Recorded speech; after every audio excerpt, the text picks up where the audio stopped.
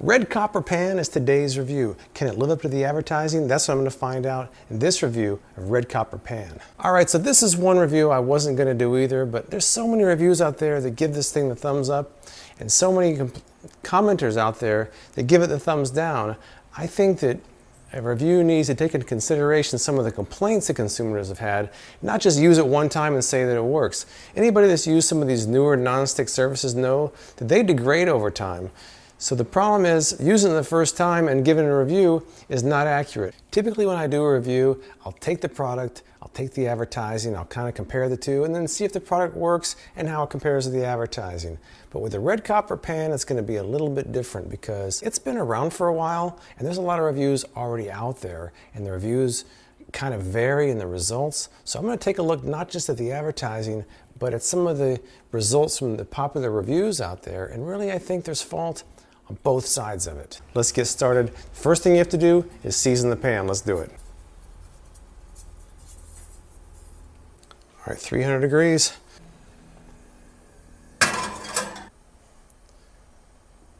Now the seasoning begins.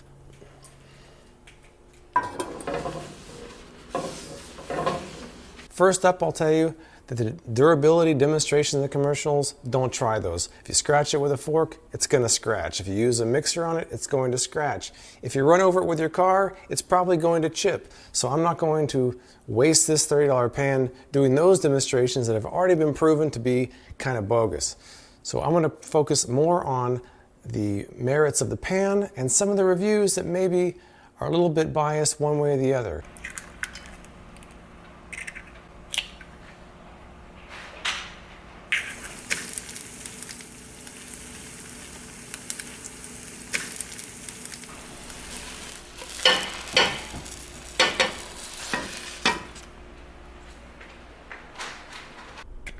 Just the dashiest dash.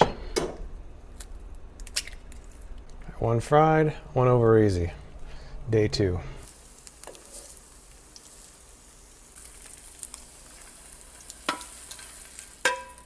Boom. Day 2, still looking good. Let this cool, then I'm gonna wipe it out.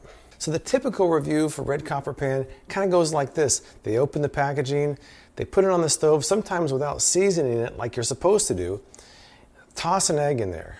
And some of the reviews might turn the egg up on high, burn it, and then say that it doesn't work. Or the other reviews might put it on low like you're supposed to cook an egg, and then it flops out perfectly and they say, hey, it works. Well, I don't think either one of those are really that accurate, because a nonstick pan is usually going to work well the first time you use it. So the one-off reviews on the first day, how accurate can they really be? So this review spans a total of 3 weeks, and I used it every day, sometimes a couple of times a day, and you're going to see the pan after 3 weeks. But I took the steps to really take care of the pan and try to make it last as best I could, forgetting some of those crazy advertising claims because they're not accurate.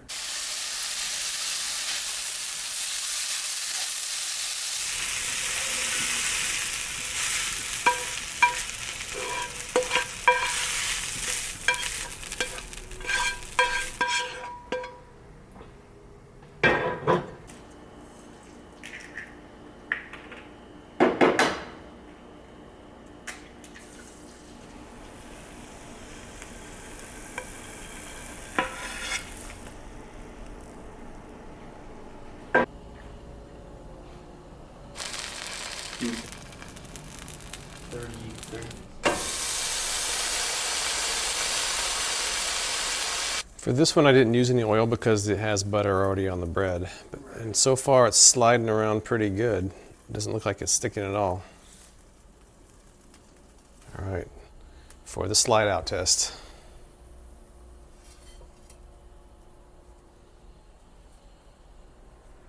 So there's a few steps you can take to get the most out of a nonstick pan like this. Number 1 is season it like they say to do in the instructions.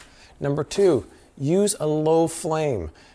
I see these reviews out there where they've got it cranked up to 8 and 9. High heat can degrade a nonstick surface quickly, sometimes on the first use.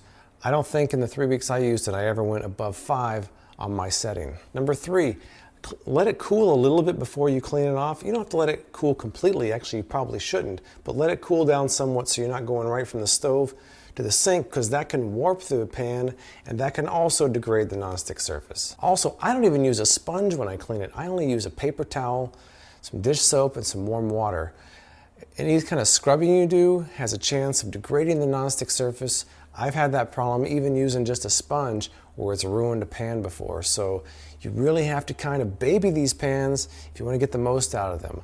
I know that's not what the advertising states. The advertising acts like they're really durable, but if you want to get a nonstick pan to last over time, you have to go out of your way to take steps to protect the nonstick surface, or it's not going to last very long. It may not even last one use if you don't take care of it.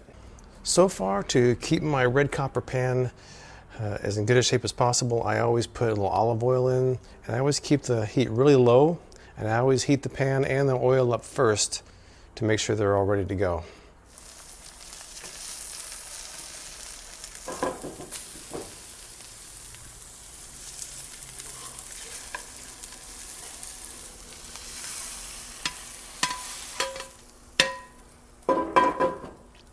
Now today, for some reason, my luck wasn't quite as good. The eggs were a little bit more difficult to flip. I kind of overcooked one a little bit, and I'm seeing more residue in the pan than I did the first several days, like this. That was not there the first couple days. I never had any residue at all. I'm gonna let it cool, clean it out, my usual technique, and see if it's any different. All right, here's my technique for cleaning these copper pans. This is my egg from earlier. I got a little bit stuck on there, so here's what I do. I don't use a sponge. Put a little bit of soap in there, paper towel, get it wet.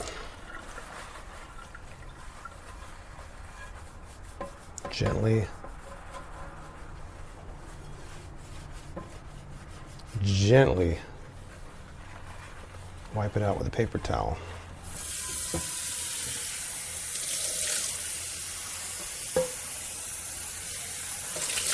That's all I do. So far, that's been the best way of helping make these last longer. Not scrubbing them with a sponge, letting them cool after you've cooked, using only low heat, and using olive oil. Now that might limit what you can make, but that's the best way I've found to make these last. Unfortunately, the steps you have to take to make one of these pans last is not really what the advertising is promoting. So a lot of these reviewers are trying to duplicate the advertising, and they're ruining the pans because the advertising isn't accurate. I like to put a little bit of olive oil on the bottom. Make sure it's nice and warm before I start. I never heat it above about 3 or 4 copper eggs for the copper pan, and hopefully they slide out like they have been. Yesterday was a little bit stickier than the previous days, so let's see how today goes.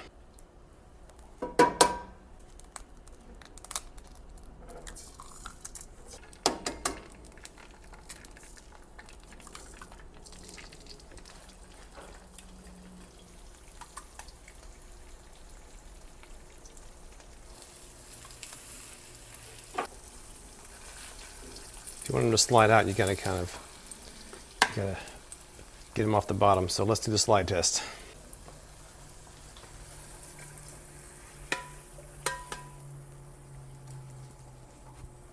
Not too bad.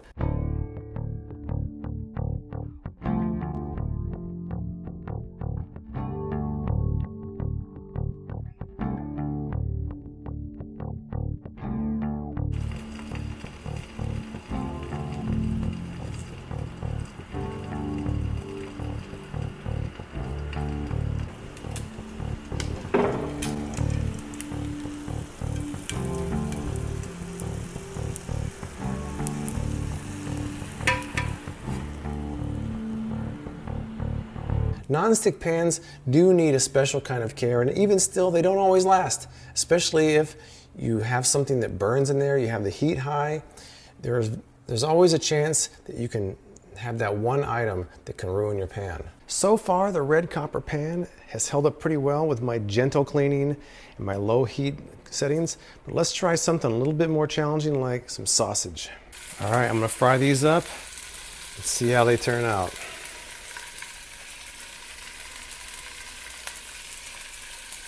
Still on low heat though.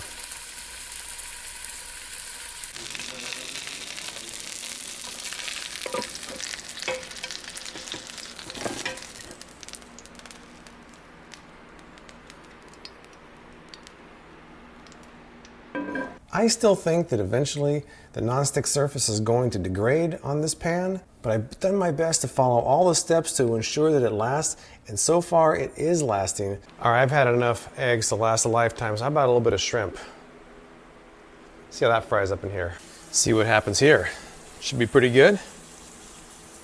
All right, these are looking pretty good. Let's see how they pour out of this pan here.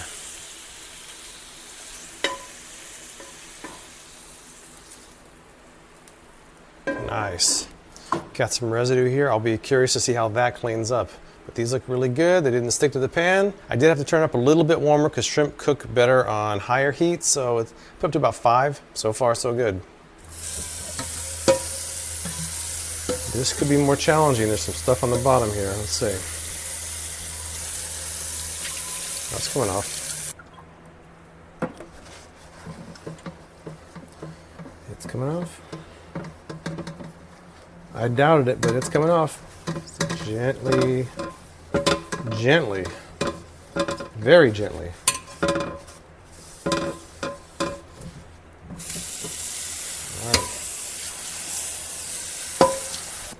All right, clean up pretty good.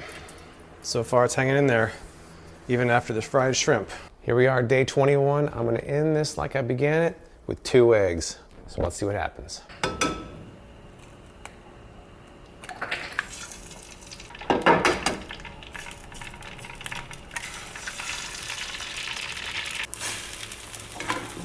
All right, my final slide test, my 3-week red copper pan review. Here we go.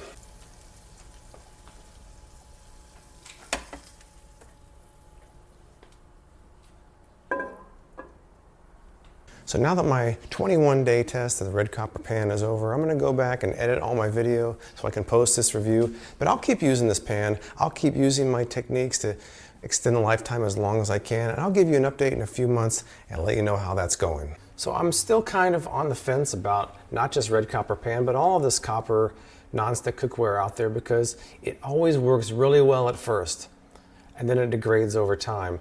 But if you can take some steps to ensure that it lasts longer, then you might get a lot more use out of it than if you just use it like you would a regular pan, because it's not a regular pan.